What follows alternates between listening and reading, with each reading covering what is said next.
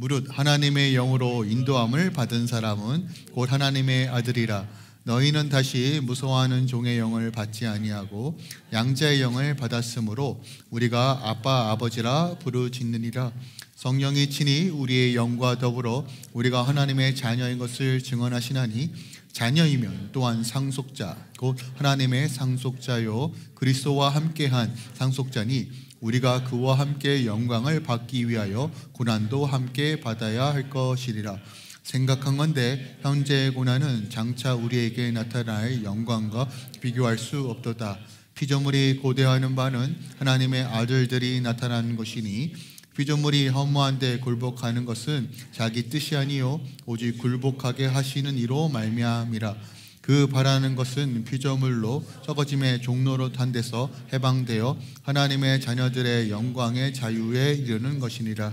피조물이 다 이제까지 함께 탄식하며 함께 고통을 겪고 있는 것을 우리가 아나니 그뿐 아니라 또한 우리 곧 성령의 첫 익은 열매를 받아 우리까지도 속으로 탄식하여 양자될 것 곧 주의 몸의 속량을 기다리느니라. 우리가 소망으로 구원을 얻었음에 보는 것을 누가 바라리요? 만일 우리가 보지 못하는 것을 바라면 참음으로 기다릴지니라. 아멘. 하나님의 말씀입니다. 성령 안에서 하나님의 자녀로 살라. 우리가 지난주가 성령 강림 주일이었는데 우리가 이제 성령 안에서라는 시리즈로 다음 주까지 좀 이어지려고 합니다. 이제 로마서 8장 말씀을 좀 근거로 하여 이 말씀들을 함께 좀 살펴보려고 합니다. 지난주에 우리가 성령 안에서 죄와 싸울 수 있고 승리할 수 있음을 나누었습니다. 우리가 죄에서 승리할 수 있는 이유, 사단으로부터 오는 정죄감과 참소로부터 자유할 수 있는 근원은 바로 성령이 우리 안에 계실 때만 일어나는 일이다. 왜요? 성령은 예수 그리스도의 영이고 성령이 내 안에 활성화되고 성령이 내 안에 역사한다는 것은 예수님이 내 안에 주인 되어 주시는 방식대로 살아간다는 것을 의미해요. 그러니까 주님께서 내 삶을 이끌어 가시기에, 그분이 내 삶을 인도하시기에, 그분이 나를 보호하시기에, 그분이 나를 믿음으로 이끌어 가시기에 우리는 사단으로부터 오는 공격으로부터 우리가 자유할 수 있다. 예전에 묶였던 제 정죄감과 그 판단에서 우리는 온전하고 자유케 할 수 있다. 믿음으로 승리할 수 있다라는 내용들을 함께 살펴보았습니다. 그런데 핵심은 이거예요. 내가 예수를 믿고 여전히 내 안에 계시는 성령님을 그냥 잠자하게 놔두면 우리는 늘 육신 가운데 거하는 방식을 선택할 수밖에 없다는 거예요.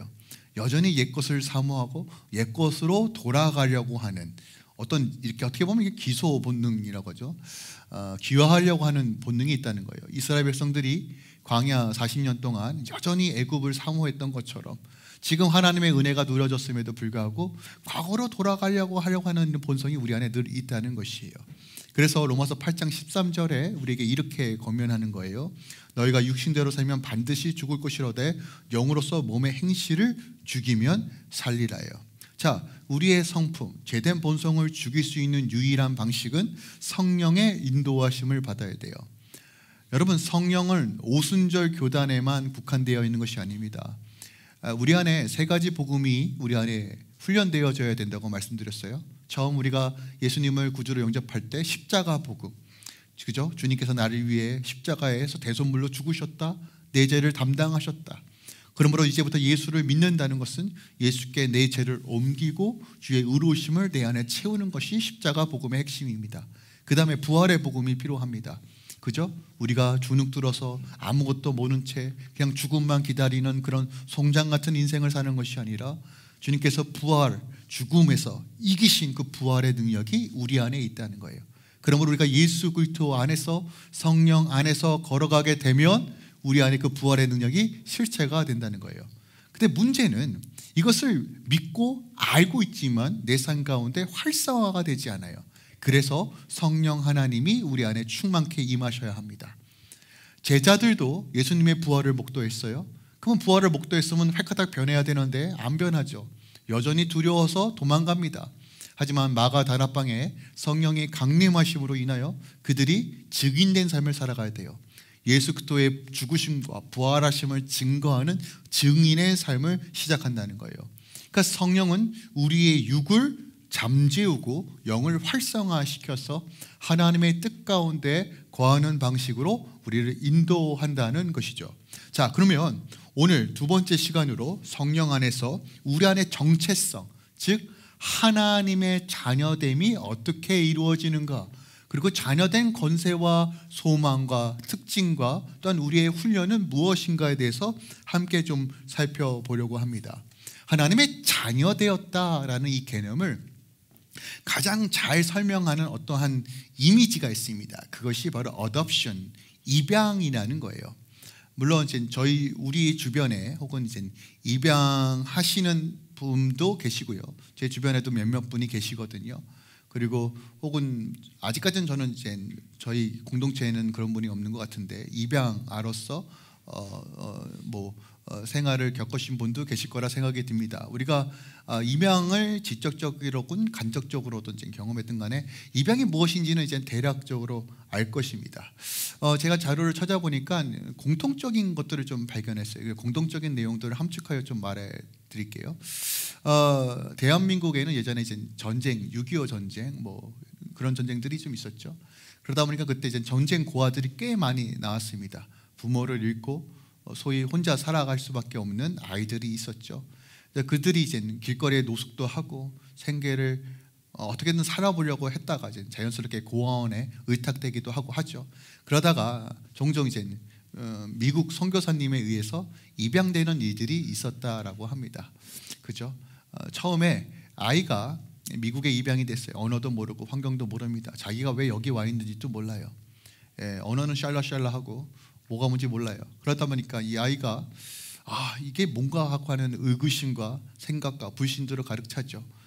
밥은 차려주는데 이걸 먹으라는 건지 마는 건지, 냉장고는 있는데 열라는 건지 말라는 건지 처음에 어리숙하고 모릅니다. 그러다 보니까 이 아이가 하는 습관이 뭐냐면 고아원에서 남이 다 뺏어가니까 어떻게든 식량을 확보하기 위해서 눈에 보이는 모든 것들을 감추기 시작합니다. 언제 먹을 줄 모르니까, 언제 쫓겨날지 모르니까 그 대비를 하는 거예요. 근데 부모는 그것을 보면서 안타까워하죠. 양부모죠. 그럼에도 불구하고 계속 사랑을 제공하죠. 긍휼을 베푸죠. 기다려주죠. 그런 어느 순간 이제 적응이 되고 마침내 이 아이가 엄마, 아빠라고 하는 부르는 단계까지 간다는 것이에요. 저는 이 입양이라는 이 그림 속에서 우리가 구원받는 것이 무엇인가, 하나님의 자녀가 된 것이 무엇인가를 가장 잘 설명하고 있다고 생각합니다. 낯선 환경이죠. 두려워할 수밖에 없고 두려움에 처할 수밖에 없는 환경이죠. 그 환경 속에서 정말 누군가로부터 시작된 입양이, 구원이, 또한 그것을 현실이지만 그것을 믿지 못하는 상황 가운데 지속적인 사랑이 부어지고 마침내 믿어지는 일까지 일어났다는 것이죠. 성경은 명확하게 우리가 버려진 존재다, 죄와 허물 가운데 있던 존재다라고 말합니다. 조금 울려요. 그리고 그 죄 가운데서 우리는 아무 소망도 할 수 없는 존재였다라고 우리에게 분명히 말해줍니다. 그건 에베소 2장에서도 우리에게 말해주고 있죠. 우리는 진노의 자녀였다, 소망이 없는 자녀였다. 하지만 하나님께서 긍휼과 은혜가 풍성하신 아버지께서 우리 삶 가운데 개입하는 순간 우리 안에 구원이 이루어졌다라고 우리에게 말해주고 있다는 것이에요. 그러므로 누구든지 우리가 주 예수 그리스도를 믿으면 하나님의 자녀가 된다는 것이 복음이다라고 우리에게 말해줍니다. 그런데 핵심은, 인류는 이 놀라운 진리 앞에 이 사실을 믿고 받아들이는 것을 선택하는 것이 아니라 여전히 자기 스스로 자신을 구원하려고 하는 방식, 혹은 자기 스스로 자기가 누구인지를 증명하려고 하는 방식을 선택했다는 것이에요. 그 결과가 무엇입니까? 여러분, 인류에서 철학의 가장 본질적인 질문이 무엇이냐면 나는 누구인가? 나는 어디서부터 왔는가예요. 우리 어린아이들하고 이제 젊은이들에게는 이 질문을 굳이 해야 됩니까? 라고 할 수도 있지만 인생을 살아다 보면 늘 이 질문 앞에 도달할 수밖에 없어요. 나는 왜 존재하는가? 나는 왜 사는가? 나는 누구인가? 라는 질문을 할 수밖에 없습니다. 그리고 이 질문 앞에서 인류가 선택했던 방식이 뭡니까? 스스로 무엇인가 증명하려고 했다는 거예요. 학문을 통해서, 경험을 통해서, 지위를 통해서, 때로는 돈을 통해서, 인맥을 통해서, 명예를 통해서 자신의 정체성을 만들어 가려고 했다는 것이에요. 근데 우리가 늘 염두에 두어야 될 것이 있어요. 뭐냐면 내가 누구인가 하는 이 질문은 여러분, 내가 어디에 그것에 기반에 두고 있는가, 무엇으로부터 나를 정의할 것이냐에 따라서 내 인생은 달라진다는 거예요. 내가 보여지는 것들 혹은 보이길 원하는 것, 내 외모나 성취나 소속과 어떤 경제력에 내 정체성을 두면 내가 기본으로 두었던 것이 흔들릴 순간 내 정체성도 흔들릴 수밖에 없어요.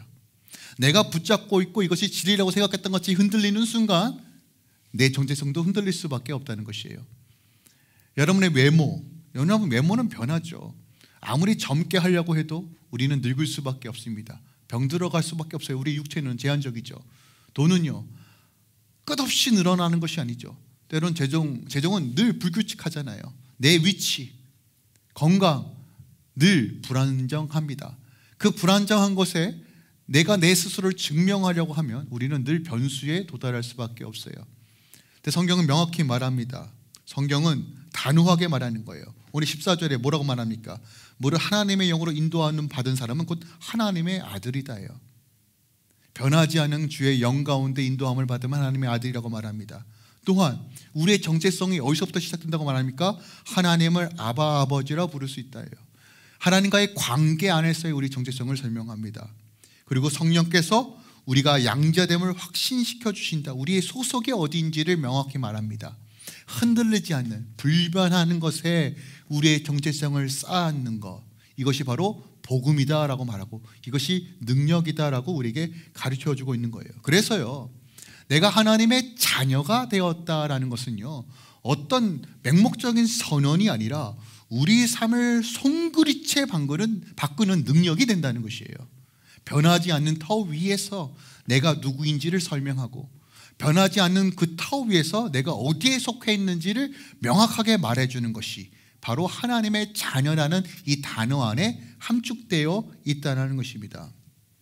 그러므로 하나님의 자녀가 된다는 것은 그냥 천국 가기 위한 티켓, 얻는 어떤 시민권에 그런 자격을 넘어서 우리 삶의 본질, 삶의 방식, 그리고 소망의 방향성이 바로 하나님의 자녀가 되었다라는 것이에요.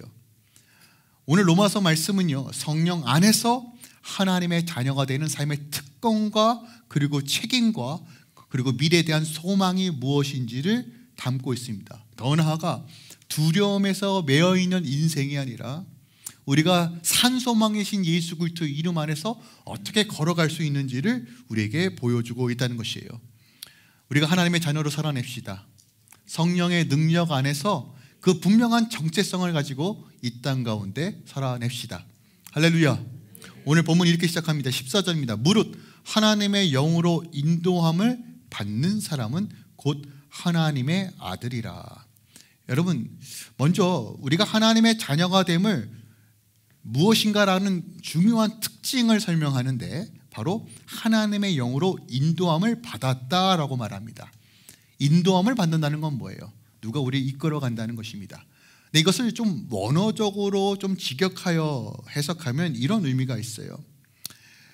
하나님의 아들이라고 역임을 받기 위해서는, 내가 하나님의 아들로서 살아내기 위해서는 끊임없이 성령에 순복하는 삶을 살아야 한다는 것이에요. 어떤 일시적인 어떤 시간에서만 이것이 이루어지는 일이 아니라 지속적이고 연속적으로 성령 안에서 순종하는 삶을 살아갈 때 곧 하나님의 아들이다라는 것이에요. 그러니까 하나님의 자녀는 반드시 성령의 인도하심을 받아야 한다는 거예요. 성령의 인도하심을 받지 않으면 내가 하나님의 자녀라고 믿고 알고 있어도 이게 진짠가? 라고 하는 생각에 도달할 수밖에 없다는 거예요. 이해가 되십니까?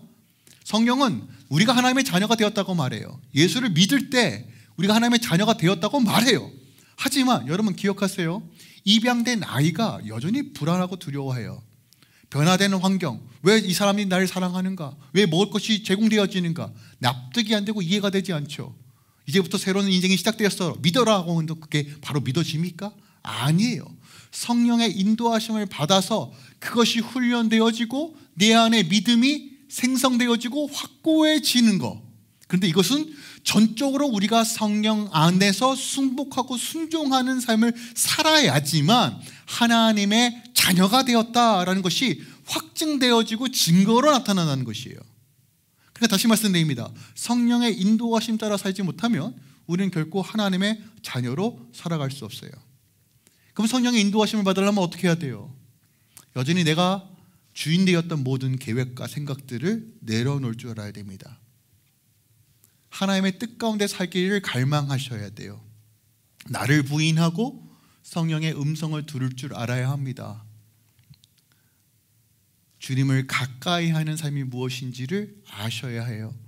그리고 아는 것을 넘어서 그것을 내 삶 가운데 적용하고 내 육신을 쳐 주님께 복종하는 것을 훈련해야 합니다.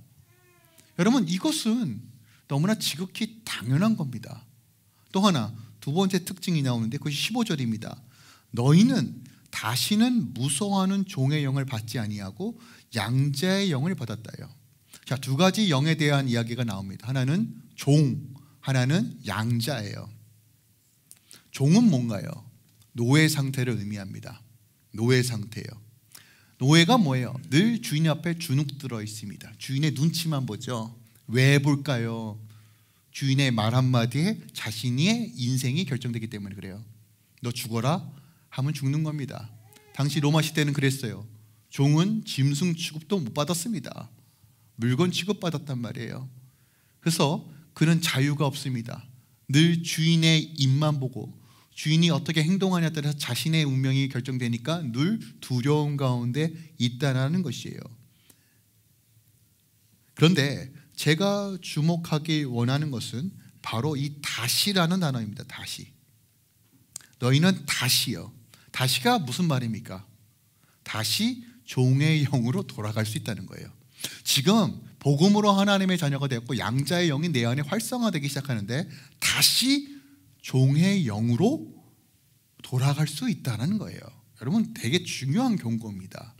그러니까 우리 안에 이 두 가지 영이 늘 역사한다는 것이에요. 예수를 믿어도 종의 영 가운데 있는 사람이 있고 양자의 영 가운데 있는 사람이 있다는 것을 우리에게 가르쳐주고 있어요. 또 하나, 양자의 영은, 양자라는 건 어떤 의미가 있을까? 원어적으로 히오데시아라는 이 단어는요, 아들로 세움을 받았다예요. 법적인 효력이 있다는 것이에요. 합법적으로 아들이 되었다는 거예요. 구두적으로 야 이제부터 너 아들 삼자, 딸 삼자, 이게 아니라는 거예요. 법적으로 도장을 딱 찍었다는 거예요. 누가 뭐라 하든 간에 얘 내 아들이야. 영적으로는 육적으로는 확실하게 도장을 찍었다는 것을 의미합니다. 그러니까 이 내용으로 봐서 이제는 주인이 아니라 노예와 주인의 관계에서 이제는 하나님의 자녀된 관계로 바뀌었다는 거예요. 그러니까 이 가운데 성령께서 하시는 역할이 뭐냐는 거예요. 그러니까 성령은 이런 겁니다. 내가 주의 은혜로 하나님의 자녀가 되었다는 것을 깨닫게 하시고, 깨닫는 것에서 멈추시는 분이 아니라 지속적으로 하나님을 향해 자녀답게 반응할 수 있도록 도우시는 분이 성령 하나님이다라고 우리에게 말해주고 있는 것입니다. 특별하게 아바, 아버지라는 표현을 씁니다. 여러분, 아빠라는 표현 얼마나 친근해요. 특히 남자들이 아빠라는 표현을 되게 거시게 하죠. 아빠는, 근데 확실히 딸들이 아빠라는 표현을 잘하더라고요. 나이가 드시건 안 드시건 연로하신 어르신인데도 아빠 그러더라고요. 근데 제가 저희 아버지한테 아빠라고 하면 좀 약간 이렇게 닭살이 또 올라오고 그러는데, 아빠라는 표현 안에 주는 어떤 친근감이 있죠. 근데 여러분, 이 로마서에 써져 있는 아빠라는 단어는 아람어인데, 아빠랑 굉장히 그 어휘가 비슷하죠. 근데 여러분, 굉장히 충격적인 단어예요. 왜냐하면 유대인들은 하나님을 아버지라 부른다, 아니 아버지를 엄마 아빠라고 부른다, 이건 상상조차 못한 개념입니다. 유대인들은 하나님의 이름을 언급조차 하는 것이 어려워서 야훼라고 쓰고, 그리고 여호와라는 단어를 대신해서 사용했습니다. 어찌 감히 우리가 하나님의 이름을 부를 수 있는가? 그런데 예수님의 기도를 통해서 우리가 알 수 있죠. 예수님이 하나님을 향해 뭐라고 기도합니까? 아버지, 아빠라고 기도하는 거예요.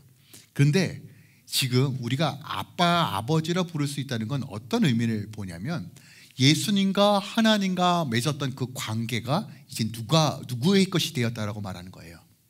우리의 것이 되었어요. 어떤 원리로요? 성령은 예수 그리스도의 영이니 성령이 내 안에 계심으로 이제 예수님이 소유하였던 아버지와의 관계가 지금 누구의 것이 되었다라고 말합니까? 우리의 것이 되었어요.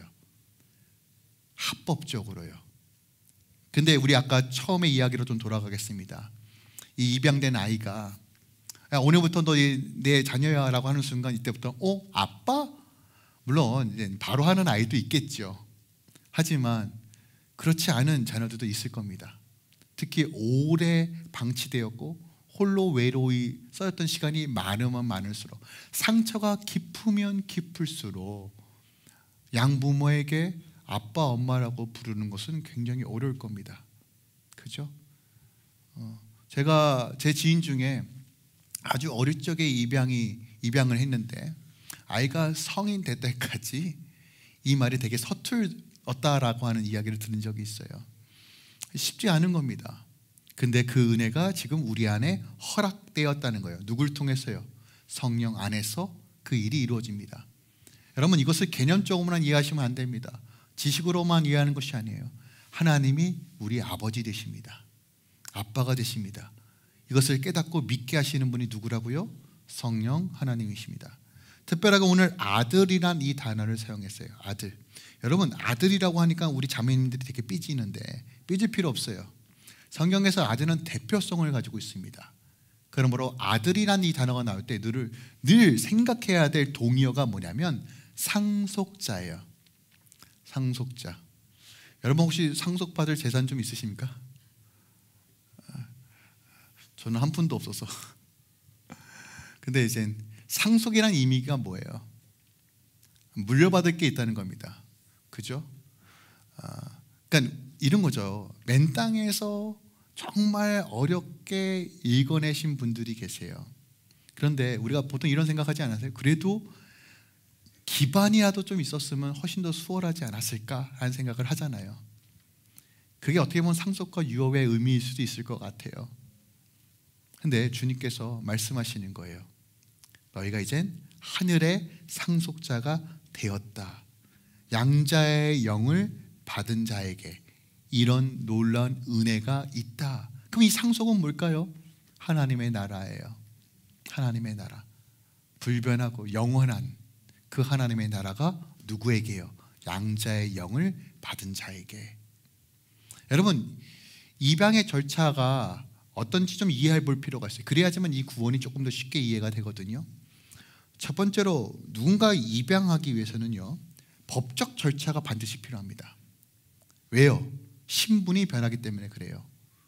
여러분 우리의 이름도 바꾸려면 법적 절차를 거쳐야 되잖아요. 그죠? 뭐 캐나다는 이제 그죠? 이제 남편의 성을 따르기도 하고 안 따르기도 하고 제가 이게 왔다 갔다 하는데 이 법적 절차가 진행되잖아요. 저도 그냥 비자 생활할 때와 영주권을 받았을 때 다른 점이 뭐냐면 이제 신 넘버가 바뀌어요. 신 넘버가 바뀌니까 골치 아프더라고요. 이것저것 바꾸고 연락하고 이게 자동으로 휙 바뀌면 좋겠지만 안 돼요. 근데 이런 번거로움이 진행됩니다. 하지만 그런 번거로움의 절차들을 다 거치고 나면 어떤 일이 벌어집니까? 내가 어디를 가서도 불편함 없이 생활할 수 있어요. 그래서 이 법적인 절차는 매우 중요합니다. 여러분 양자의 영을 받았다는 건 이와 같다는 것이에요. 여러분 종이 뭐예요? 아무것도 소유할 수 없는 존재입니다. 종은 아무것도 누릴 수 없는 존재입니다. 그런데 하나님께서 이것을 법적인 절차로 바꾸셔서 우리를 자녀 삼아 주셨다는 거예요. 그러므로 여러분 구원이 무엇인가? 구원은 바로 종의 신분에서 의의 신분이 되었다는 거예요. 그러면 종의 신분에서 가장 보편적으로 경험하는 것이 무엇이냐? 두려움입니다. 그러면 신분이 바뀌었다는 것은 어떤 의미가 있을까요? 더 이상 두려움이 내 안에 역사할 수 없는 상태가 된 것입니다. 여러분 성경을 보세요. 구약과 신약에서 두려워하지 말라는 표현이 몇 번이나 나올까요? 대략 100번 정도 나옵니다. 그리고 두려워하지 말라는 유사 표현까지, 뭐 담대하라, 뭐 떨지 말아라, 이런 유사 표현까지 하면 대략 200번이 나옵니다. 하나님이 늘 그의 백성들에게 가장 먼저 하시는 말씀은 두려워하지 말라예요. 무슨 근거로요? 하나님 여전히 현실은 두렵습니다 할 때 늘 주님은 다른 말 부가 설명하지 않고 가장 먼저 하시는 말씀이 두려워하지 말라요. 왜요? 너희 안에 양자의 영이 있다는 거예요. 성령 하나님이 있기에. 여러분, 예수 믿는 순간 우리 신분이 바뀌었습니다. 주의 거룩한 보호하심이 우리 안에 있어요. 성령의 능력이 우리를 둘러쌉니다. 거룩한 보혈이 여러분 겹겹이 사단 마귀 권세들을 보호하고 차단하고 있어요. 문제는 이게 보이지 않고 현실만 보이니까, 내가 지금 입양되었음에도 불구하고, 먹을 것이 넘쳐남에도 불구하고, 따뜻한 침대와 안락한 집이 있음에도 불구하고 언제 쫓겨날지 모르는 정도로 그렇게 불안하게, 왜요? 눈에 보이는 것이 믿고 싶지만 믿어지지 않기 때문에 우리는 여전히 두려움 가운데 걸 수밖에 없다는 것이에요. 그래서 하나님께서 이것을 못 박아 주시는 거예요. 합법적으로 도장 빵 하고 찍은 거예요. 두렵니? 이 합법한 증서를 보라는 거예요. 이걸 누가 보증해 주신다고 얘기하는 거예요? 성령 하나님이에요. 그래서 내가 성령을 주목할 때, 아, 내가 하나님의 자녀가 되었구나가 확인되어지는 거예요. 여러분, 법적 근거가 얼마나 중요한지 모르시죠? 옳고 그름이 어디서 판가름 납니까? 법에 근거한 거 아닙니까? 근데 주님께서 그거 하셨다고요. 입양이란 이 이미지를 통해서 합법적으로 우리가 하나님의 자녀가 되었어요. 누굴 통해서요? 성령 하나님을 통해서요. 또 하나, 여러분, 입양을 이해할 때 가장 중요한 개념이 뭐냐면요, 입양하는 자, 이 양부모의 전적인 의지와 결단에 의해서만 입양이 이루어집니다. 마치 여러분 이렇게 이해하시면 안 돼요. 인형 뽑기처럼 핑미 이게 아니란 말이에요. 아이에게는 선택권이 없습니다. 아닌가요? 오직 이 부모된 자만, 입양하려고 하는 자의 온전히 의지와 헌신과 결단에 의해서 입양이 이루어집니다. 제 주위에서 입양하시는 분들 보니까 적게는 1년, 많게는 3년에서 5년까지도 걸린대요. 나라에 입증해야 된대요. 내가 좋은 부모인지, 멘탈적으로, 재정적으로 후원하고 키울 수 있는지, 능력이 되는지, 건강한지, 신체 멀쩡한지, 이걸 심사를 계속 한대요. 서류 심사부터. 심지어 캐나다 안에서뿐만 아니라 이제 국제 입양, 이거 한국 사람이니까 한국에서 좀 데려오는 과정, 그러면 이 두 나라에서 또 서류 심사를 해야 된대요. 어마어마하대요. 쉽지 않대요. 근데 이 모든 수고를 누가 감내하는 거예요? 부모가요. 이 아이 하나, 이 아이를 입양하기 위해. 여러분, 이게 무엇을 의미하는지 아십니까? 하나님이 우리 왜 구원하셨을까요? 왜 선택하셨을까요? 하나님 픽미업 아니란 말이에요. 하나님 저 좀 잘생기지 않았습니까? 하나님 제가 좀 연예인이 돼가지고 주의 영광을, 이거 아니란 말이에요. 하나님 제가 좀 돈 버는 재주가 있습니다. 하나님 내가 돈 벌어서 하나님 영광 돌리겠습니다. 이거 아닙니다. 여러분 착각하지 마세요. 하나님 전적인 은혜입니다. 내가 누구인지 깨닫는 순간 나 같은 존재가 하나님께 구원을 받았다는 건 놀라운 사실입니다. 구원받는 것에 멈추는 것이 아니라 아바 아버지로 부를 수 있는 이 은혜가 우리 안에 주어졌어요. 근데 이것이요, 여러분 막연하죠. 나랑 거리가 있는 것처럼 느껴요. 왜 그럴까요? 성령이 여전히 활성화되지 못해서입니다. 내 안에 예수를 믿지만 성령께서 나를 인도하시지 못하니까 이것이 경험되어지지 못하는 것입니다. 여러분 구원이 뭔지 아십니까? 과거에 내가 어떤 죄로 가득했든, 어떻게 보면 내 스스로 나를 포기하고 싶었던 현실 가운데, 상처와 아픔 가운데 내 스스로를 증명하기 위해 바락바락 노력했고 인정 그거 하나 받으려고 애썼던 나의 인생. 하지만 그 인생의 끝이 무엇입니까? 여전히 공허하고 허무하고 원망만 쌓아가고 있는 이 상황 속에서 도통 이해가 되지 않는 내 현실에서 여러분, 구원은 이 모든 것들이 해석되는 사건이 구원이에요. 여러분, 예수를 만나면 성령께서 내 안에 역사하시면, 아, 내가 그때 왜 그런 상처가, 왜 하나님께서 허락하였든지 이제 보이는구나. 그걸 통해서 하나님께서 나를 다듬으셨구나. 그걸 통해서 내가 주님을 갈망하게끔 만들었구나 깨닫게 돼요.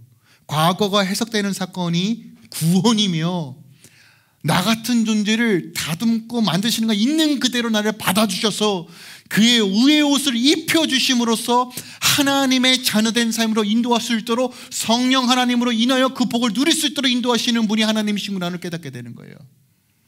저도 제 인생에 이해가 되지 않았어요. 왜 내 눈이 왼쪽이 안 보이는지, 왜 사람들에게 질타와 어려움을 받았는지, 왜 나는 왕따를 당했는지 도통 20년 평생 동안 이해가 되지 않았어요. 아니요, 30평생 동안 이해가 되지 않았어요. 내 목사가 되고 하나님을 만나고 나니까 이게 모든 것들이 해석이 됐어요. 여전히 흠이 있고 여전히 연약하지만 그걸 통해서 하나님께서 나를 다듬으시고 여전히 하나님을 갈망하도록 인도하시는 구원의 방편이라는 것을 깨닫게 되었어요. 그것보다 은혜가 없어요. 여러분, 그래서 성령이 내 안에 역사하기 시작하면 우리가 처했던 그 고난이 재해석이 됩니다. 이게 구원이에요. 세상의 어떤 심리학과 어떤 상담이 그것을 해줄 수 있습니까? 아니요. 단순하게 템포리한 위로는 줄 수 있어요. 하지만 본질적 회복은 없어요. 여러분, 구원이 무엇입니까? 하나님의 자녀가 되었다는 것이 무엇이에요? 은혜가 무엇입니까? 자격 없는 내가 하나님께서 자녀 삼아 주신 거예요. 특별하게 15절 끝에 부르짖느니라요. 여러분, 아바 아버지를 부르짖어요. 아니, 아빠를 부를 때 아빠라고 하지 무슨 부르짖어요. 근데 여러분, 왜 부르짖는다는 표현을 썼을까요? 여러분 기억하세요. 아바 아버지를 부르는 것은 우리 영혼의 본질적 외침이고 구원에 대한 외침이고 소망의 외침이 아버지라는 거예요. 여러분, 어떤 상황에서도 아버지를 부를 때 구원이 임하는 겁니다. 그리고 그것을 하게끔 인도하시는 분이 성령 하나님이라는 거예요. 지속적인 부모의 사랑이 결국 이 아이를 녹고 녹여서 결국 입양된 부모에게 아빠, 엄마라고 말하는 단계로 이르는 것처럼, 아무리 현실을 부정해도 끊임없이 부어지는 그 관심과 사랑으로 인하여 이 아이의 마음이 녹아내는 것처럼, 물론 사람마다 시간과 상황은 다를 수 있겠죠. 근데 여러분, 그거 아십니까? 하나님 맞춤형으로 우리 일하세요. 다 동일하게 일하시는 게 아니란 말이에요. 때론 이른 비와 때론 늦은 비로 우리를 다듬으시고 인도하십니다. 근데 이 모든 것들을 조율하시는 분이 누구냐? 성령 하나님이라고 얘기하는 거예요. 지금 다시 말씀드립니다. 성령 하나님 오순절 교단에 어떤 속해 있는 것이 아니에요. 진리의 말씀을 진리로 그 모든 하나님의 진리를 풀어서 우리 삶 가운데 적용시키고 이루시는 분이 성령 하나님이라는 거예요. 근데 오늘날 가장 큰 문제가 뭔지 아십니까? 교회 문제는 이 종의 영이 여전히 역사해요. 양자의 영을 받았는데 여전히 하나님 눈치 보고, 때로는 사람들의 체면 때문에 어떻게 보여질까에 초점을 맞추고 신앙생활해요. 제가 우리 자녀들을 되게 호되게 혼내요. 특히 이제 말 안 들을 때, 무조건 말 안 들 때 혼내는 게 아니라 특별하게 이제 식사할 때나 정말 이제 생명과 관련되어 있는 것을 지키지 않을 때 되게 호되게 혼납니다. 호되게 혼나요. 근데 제가 호되게 혼내면 굉장히 무섭거든요. 근데 제가 어떤 형상을 좀 봤냐면, 저희 아들인데 제가 누에를 한번 딱 째려봐요. 그러면 잠깐 자기도 약간 위기 의식이 딱 있나 봐요. 딱 그러면요, 가장 뭐부터 하냐면요, 혼나지 않기 위해서 이 아이가 가장 먼저 하는 행동이 뭔지 아십니까? 거짓말이에요. 혼나지 않기 위해서요, 거짓말부터 들더라고요. 아닌 척. 이미 들통이 다 났어요. 결과물이 보입니다. 그래도 아닌 척 연기를 씩 해요. 근데 전 여기서 깨달았어요. 아, 부모를 두려움의 관점에서 보면 가장 보편적으로 나오는 증상이 거짓말이구나요. 여러분, 거짓말은 다른 말로 어떤 의미인지 아십니까? 외식이에요.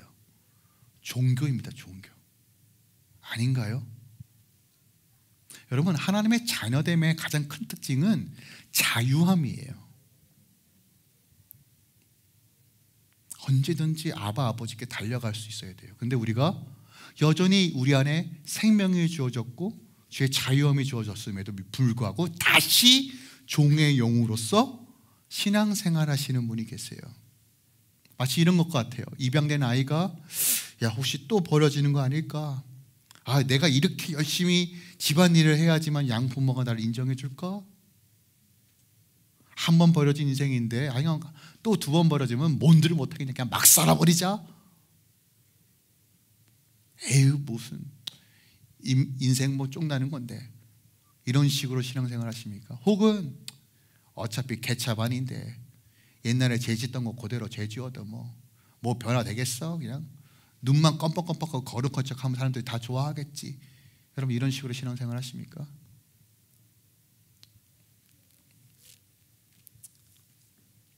종의 영을 영접하면 결국 종교인 되고 혼나지 않게 거짓말하는 자녀밖에 살아갈 수 없어요. 그럼 우리는 외식할 수밖에 없고 샤머니즘적으로 마이니지 섞이고 거룩한 척만 연기하는 성도가 되는 겁니다. 여러분, 그런 성도에게 무슨 자유함이 있어요? 저는 입양의 관점에서 봤을 때 예수님께서 이 땅에 오신 이유는 마치 이런 것 같아요.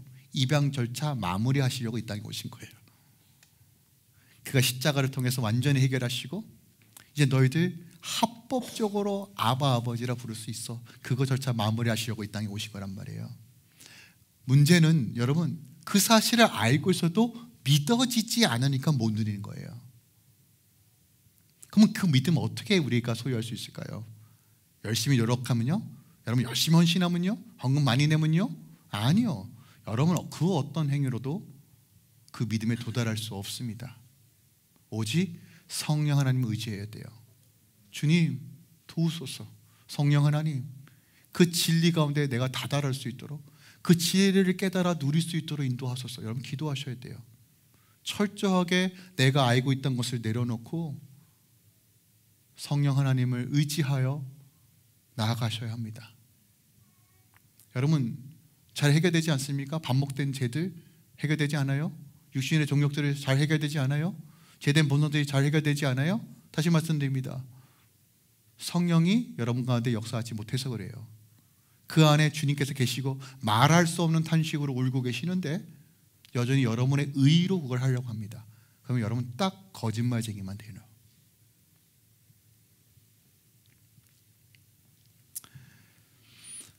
16절에 놀라운 말씀 선포합니다. 성령이 친히 우리의 영과 더불어 우리가 하나님의 자녀인 것을 증언하시니라.